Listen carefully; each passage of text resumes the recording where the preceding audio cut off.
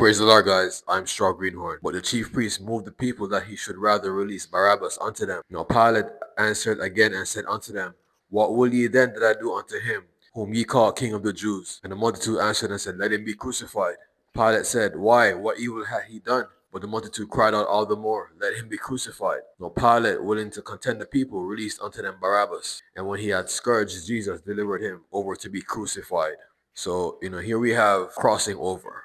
We're no longer having accusations, threatenings. We're no longer, just having an ego battle and being, just really belligerent and behaving like hooligans. So now we have official judgment, being pronounced on Jesus. We see here, he's in the custody of Pontius Pilate.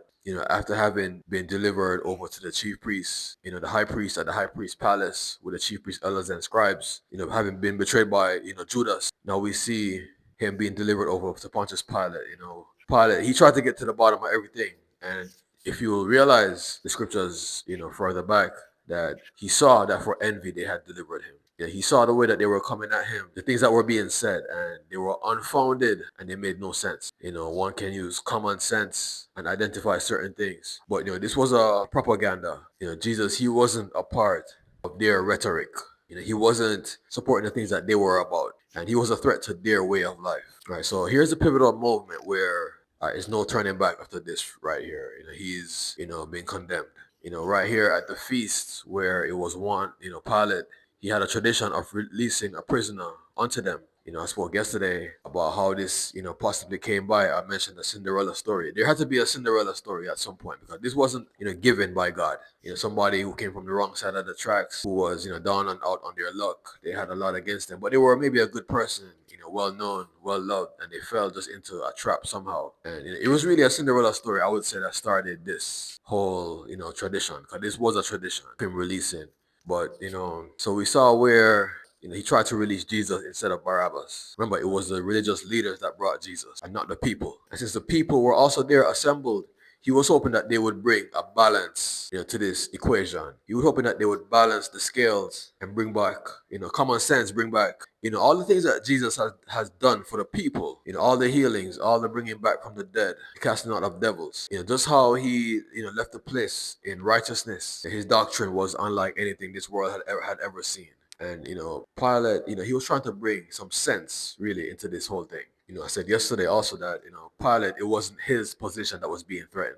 Jesus sticking around, that would mess with the high priest, chief priests, elders and scribes, the religious folks, the religious leaders. He was a threat to them, not so much to Pilate, because whatever he did or said, it would not affect the governor. Now, Barabbas, who they are about to release, remember the whole reason that he's in prison is because he committed insurrection, tried to overthrow the government. And who's a part of the government? Governor, right? Which is Pilate, which is speaking right here. So he's actually releasing something that's a threat to himself. And, one could argue, well, if Jesus is such a threat to you and Barabbas is such a threat to me, why do I release what's a threat to me when I'm the one that's in power? Why am I doing this thing to disadvantage myself? Because essentially he's absorbing their loss. Because instead of Jesus sticking around, continuing to do what he do, continuing to draw the people onto him, continue to really, drive them into the way that God is asking, in truth and in righteousness. He said, God is a spirit and he must be worshipped in spirit and in truth. And Jesus, he was doing exactly that. And he was leading these people to the kingdom of God and successfully to the kingdom of heaven. And these scribes and Pharisees, what did he say? You encompass land and sea to find one proselyte. And when you find him, you make him a twofold more child of hell than yourself. And if they're making their disciples twofold more children of hell than themselves, then what are they doing to the people? So, Jesus, he was really the answer that everybody needed, but, righteousness, sometimes, most of the times it doesn't pay. Crime pays, breaking the rules pays, bribery pays, corruption pays. Hey, let me do this thing that I'm not supposed to be doing. I know I'm not supposed to be doing, and it's a huge, damage to possibly the environment, possibly to the people, possibly to the infrastructure. But, I have a lot of money. And I'm going to give you some money, a lot, also, because when I do this thing, I stand to make so much more. And that's usually the catch. When I do this thing that I'm not supposed to be doing, I stand to make so much more money. So even though I'm giving you a lot, I stand to gain so much more than I get. And it's a shame when this principle infiltrates the body of Christ. A preacher, a man of God or woman of God, they'll rise to a certain level where the whole world knows them. They have such a huge platform. They're known nationwide and international, and they're a household name. So then, we have, these guys wanting to, form an association with them. They want to bring them up, be a part of their brand, to endorse them, so to speak. This person of God, they're spreading such great things. They're teaching the word of God, and we see a certain, anointing and power on their life. And they have the platform. So, you joining up with them, you get also their people, because whatever they, advertise, all their followers, they're gonna see it. That's like such a ingenious way to advertise. But then, usually what comes with this, they have so many restrictions. Because if you understand the world, how it works, it's going in a different direction than what God is asking. And it might seem that everything is good and peachy. It might seem that we have such a great association, a great agreement. But then you see, when you start to look closely to the details, to the fine details, you'll see that, wow, maybe we should have never ever came into this anyway. We'll see where, okay, we're gonna pay you XYZ, and this is good money, and it's really helpful, and usually it's a substantial amount. But hey, we don't want you saying anything against the LGBTQ community. We don't want you, speaking against this prominent figure, who's known for, foolishness. Yeah, because he also is a part of our brand, and now you are a part of a family. So now they're trying to they're essentially making, this individual, your family. You being, the preacher of God. You can't say certain things. You can't speak against certain things. Against this, we, they, them. They're being non-binary. I'm not a male nor female. You can't say that. Well, it's no, it's wrong for mankind to live with mankind, womankind to live with womankind. We'll see where it's, they know what to target. You can't speak against dressing a certain way. You can't speak against a certain lifestyle, because people that live these lifestyles, guess what? They're some of our greatest contributors. They're some of our greatest clients. They buy most of our products. So we need you to play ball, essentially. Corruption, infiltrating the body of Christ. Just corruption infiltrating the church. People being, selling their souls for $1 a month. It just goes to show you why we came into this thing in the first place. Was it the church of Sardis, the seven churches, the message in Revelation, the book of Revelation? You have left your first love. When you started, I mean, just my presence alone, it filled you with so much joy. I wasn't even saying anything to you. You were so excited about the things of God. You were so excited about his principles, his beliefs, the things that he is requiring. You were so, excited. Nobody could steer you, otherwise. Nobody ever dare came near your God. They were gonna feel it, and they were gonna feel it hard. But then, over time, it's like the parable of the sower. Some seed fell by the wayside. The fowls of the air ate it up. Some seed fell on the stony ground. The sun came out and scorched it. It withered away. Some seed fell among the thorns, which sprang up and choked it. The cares of this world and the deceitfulness of riches, this thing, it slowly creeps in. Because, just like with any relationship, there's always a honeymoon period. Like I said, when you first came to this, you were in the newness. You were a new believer. The difference and walking in this thing, it was fresh and it was exciting. But then, after a while, the newness, it dies down, and you start to fall into a routine. You start to fall into certain habits. Now, it's good to build, good habits into your life, so that when you do fall into this phase, that you're still able to function. You're still able to be just as effective as you were in the beginning. But then, you start, I find that when the honeymoon phase dies out, you start looking around. And especially like in a relationship and a marriage, when the honeymoon phase dies out, that's when people start having problems, right? Why? Because they start looking around. When you were in the honeymoon phase, you were just in love. You were on cloud nine. The endorphins, the hormones, the adrenaline. All these things, they filled you and they satisfied you. You were just like a junkie, just high off drugs. You could sit there and smile to yourself the whole day. But then, it's called, accommodation, where the body, it adapts to stimuli, right? If you've seen the movie, Man of Steel with Superman, when he was a child, when his senses would go haywire because he was, so hypersensitive to vision, his hearing, feeling, everything. Because, he is Superman, and these things are supercharged. But then, as he spent his time on Earth, he adapted to it. It's the same things that's going on, but it's not having the same effect on him. And this is, I would say, it's the same thing, the honeymoon phase. It's just that, we adapt to these things. We adapt to this level of stimulation, to this, being, and that becomes now just baseline. And it doesn't have the same effect anymore on us. So what I'm saying is that for this new believer, they start to look around. And, depending on, now this is where, character comes in, integrity. This is where, morals, who you are, what do you believe in, what do you stand for, how solid of a person are you, how solid is your nature, your character, your virtue, how solid, are these things, your integrity. Because then, looking around, you start to notice everything. Some people have a lot, some people don't have that much. People that have a lot, they get treated differently. People that don't have much, they get treated a certain way. And then you slowly start to desire these things. And then, here's this devil, because he always comes with a loophole. He always comes with a catch. There's always a catch with him. I don't know, maybe your desire is a relationship. While God, he is preparing you, or there's whatever, process God has you going through. Devil might say, hey, I can give you this person. They're great. They're ready here. Boom. Good to go. But then, this thing, it comes with so many drawbacks, that, destroy you over time. If it's not a relationship, maybe he'll present to you, a career opportunity that's not so, reputable, and have you doing things that, contradict what you believe in. Imagine being a born again believer working as a bartender in a nightclub.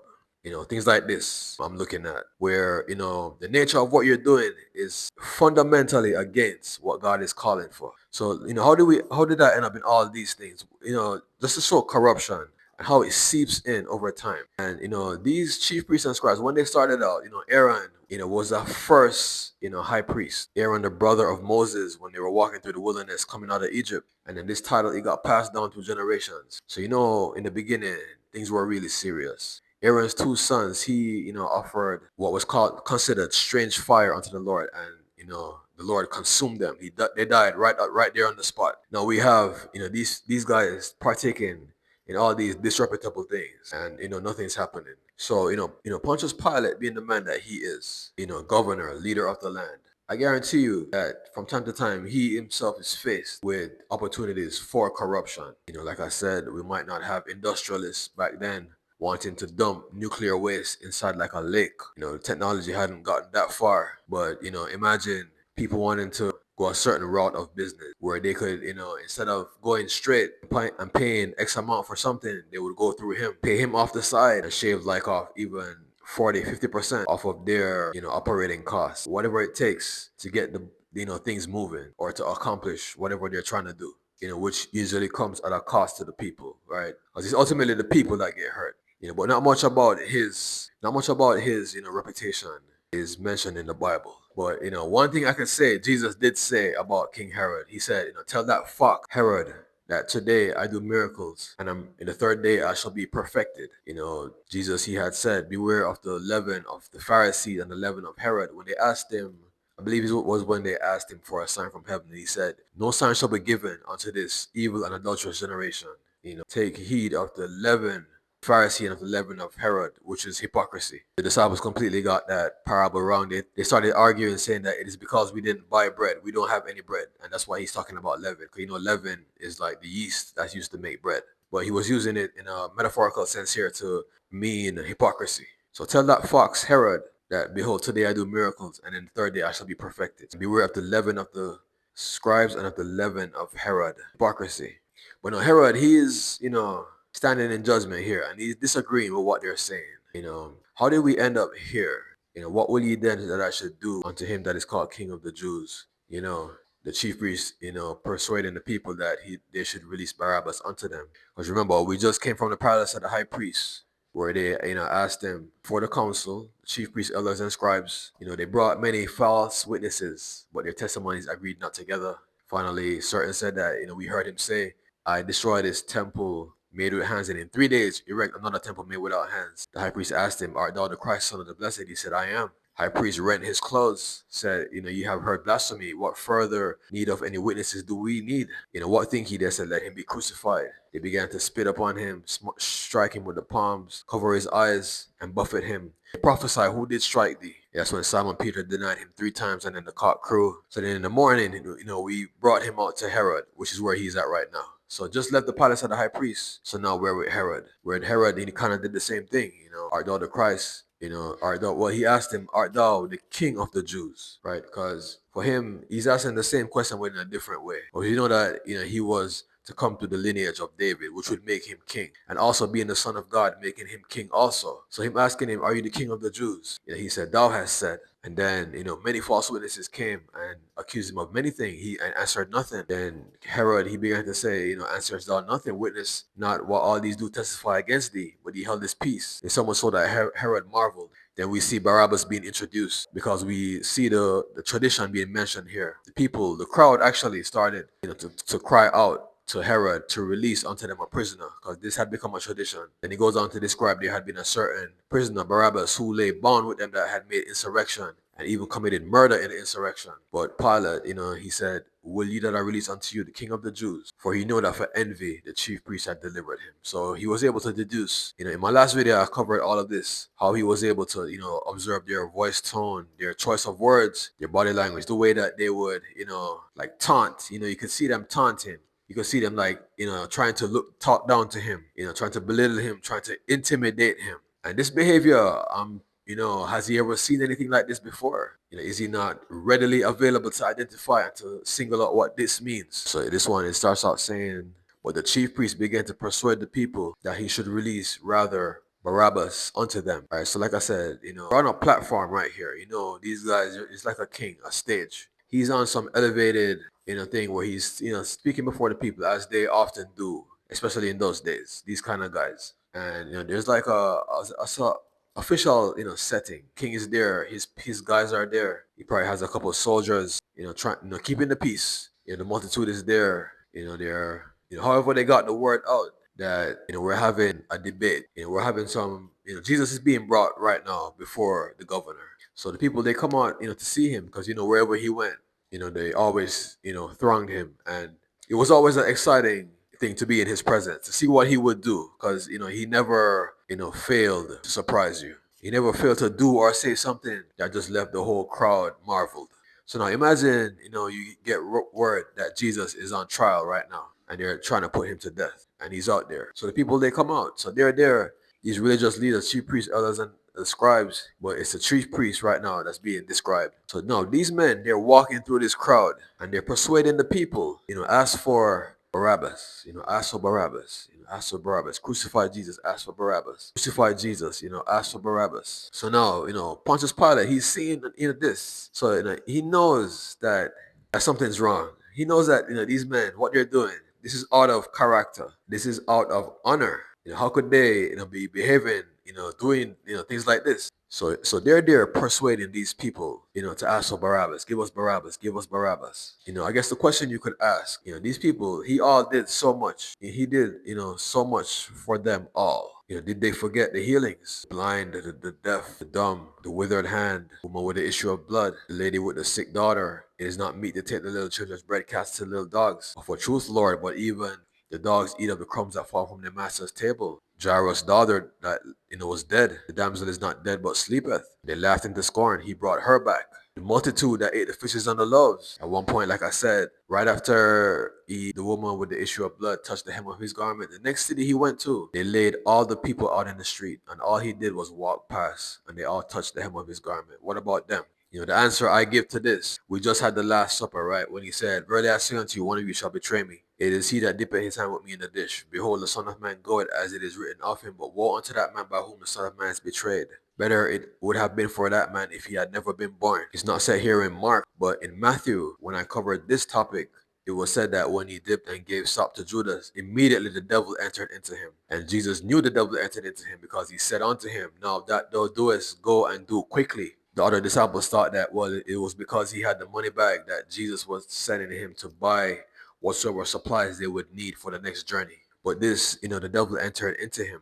It's my theory that the devil, he not only entered into Judas, but he entered into the whole atmosphere because he is called the prince of the power of the air. So now, him having gained access through Judas. So now he's there operating in this space. And if you would ask the question, well then, why could these people who Jesus had helped so greatly, some of them, they were in, dire need. Some of them, it was life and death.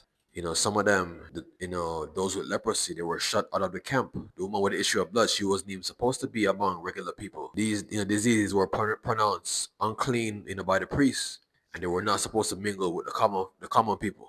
How could these people turn their back on him after him doing such great things for them?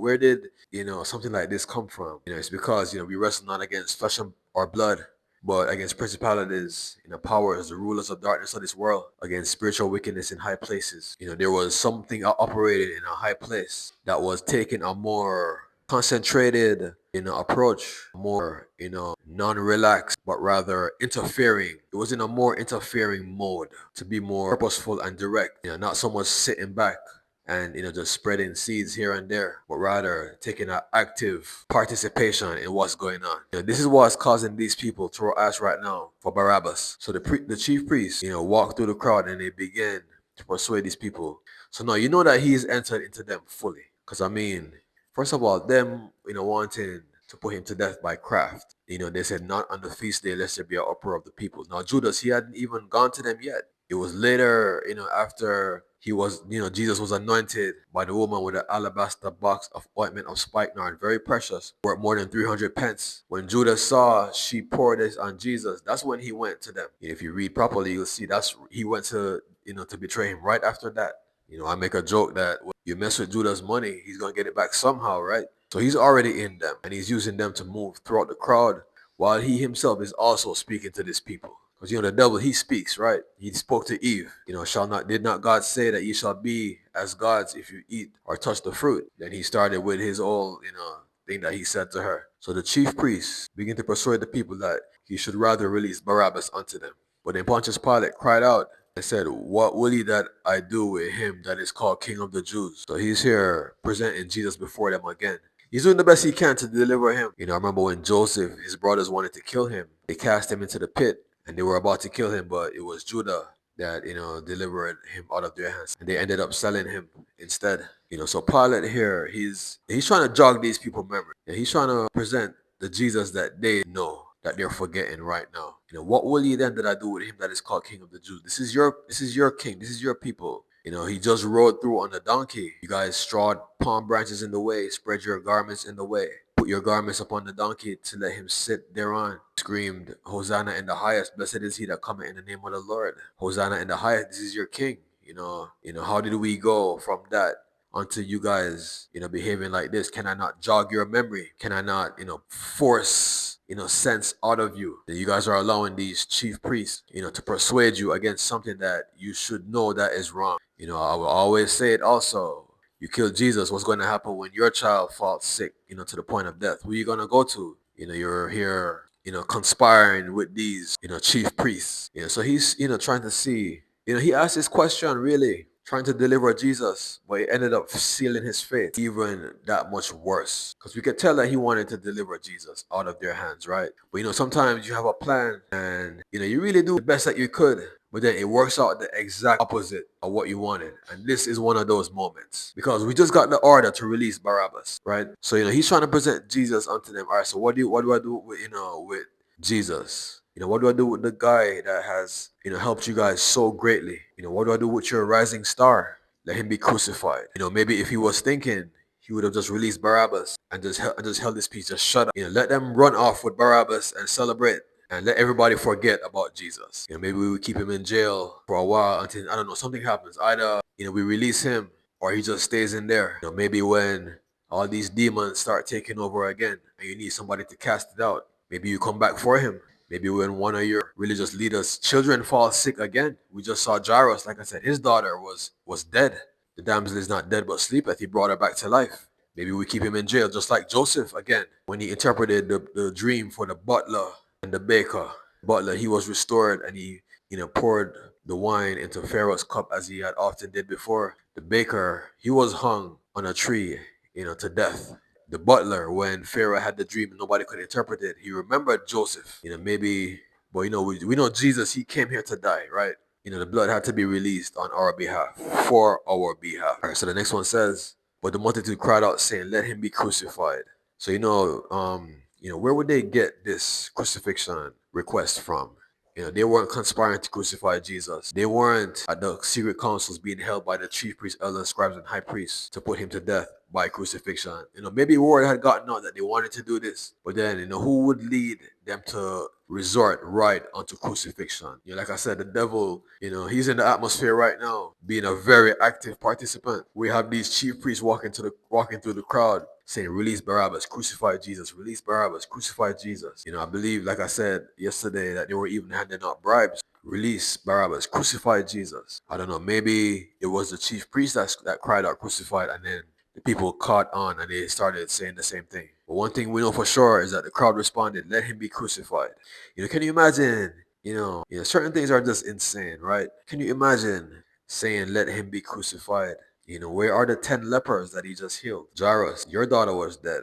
Is there no one to speak on his behalf? Having your own identity, having your own values, being your own person, and letting this come off in a very strong way so that people, they don't try pull you into their delusions. They don't try to pull you into their strategizing, their scheming. Because where's character right here? Where's character to speak on all the good things that he did? So let him be crucified. And Pilate answered and said, "Why? What evil hath he done?"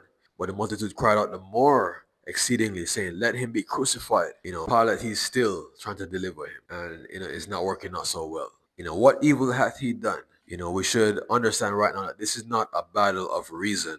This is not a battle of facts versus fiction. This is not a battle of common sense. This is not a objectively evaluated discussion, things going on or things that have happened. This is gaslighting at its best. I know that that's a modern day term where reason is not on your side. Why do people gaslight? Because reason is not on their side. You gaslight when reason is not on your side and you're just hell bent on being right. And nobody can convince you otherwise. You just gaslight. Because if you were to sit down and argue facts by facts, line upon line, precept upon precept, you could easily be disproved wrong, to be wrong.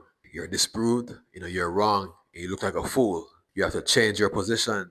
So what evil hath he done? He was trying to open up the floor for a discussion. Then again, trying to deliver Jesus. I've been saying the thing that have the exact opposite, meaning, like I said, he just, what shall I do with him that is called King of the Jews?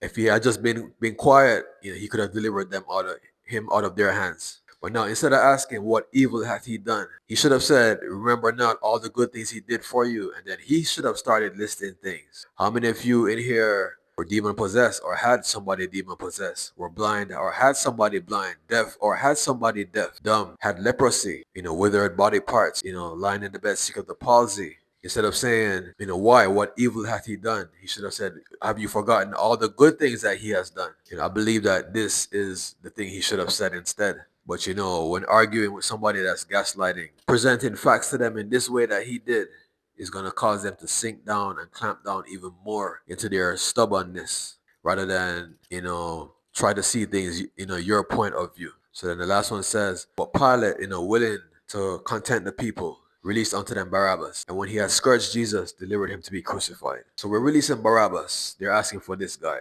There's a comparison to the Old Testament, which we're still in right now because we don't cross from Old Testament to New Testament until Jesus dies. It's his blood that brings in this New Testament, which they did the, communion, the bread and the wine at the Last Supper. They just did that. But there was, two goats. One was a scapegoat and one was a sacrifice. In this moment, the exchange is made because the innocent, the innocent is punished while the guilty is released. The guilty, they take place of the innocent.